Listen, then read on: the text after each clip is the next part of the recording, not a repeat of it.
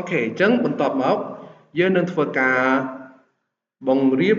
សំឡេងស្គរជាមួយនឹងសំឡេង play អញ្ចឹងចុចមក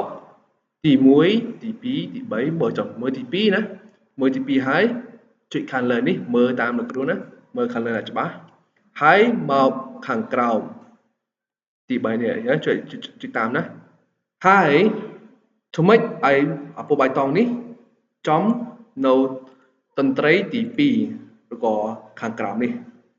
ដែលយើងបានរើសពីមុនមកក្នុងនេះដែរយើងនឹងធ្វើការសរសេរទៅពីក៏បានដែរណាធ្វើអីក៏បានដែរប៉ុន្តែ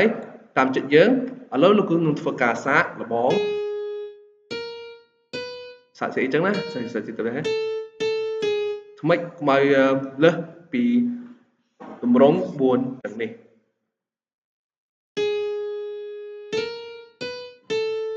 អានឹងកាន់ជាឧទាហរណ៍ណាអត់មានវាព្រោះទេកាន់ជាឧទាហរណ៍របៀបធ្វើណាតើយើងសាកចុចលេងមកបើយើងចង់ស្ដាប់លឺអ្វីដែលយើងធ្វើក្នុងនេះសូមចុចមកខាងលើនេះដែរមើលច្បាស់ណា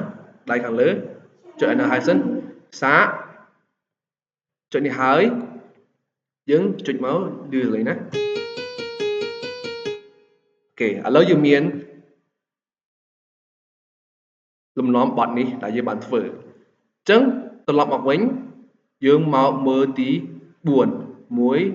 3 4ទី4ណាចុចហើយយើងចុចមករូបអកនេះវិញមើលច្បាស់ចុចមកនេះ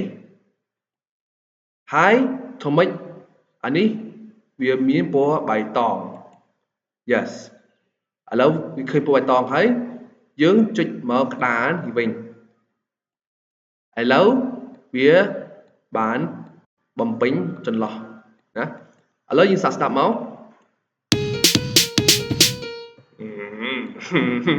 តែយើងដាក់ពី3មកឲ្យវាបានយូរណាចឹងធ្វើដូចគេអូច្រឡំទៅចេះវិញណាអើយ copy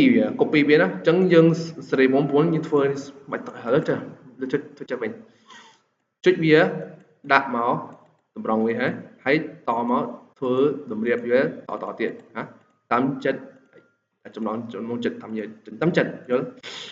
តាមមកយើងចុចទៅ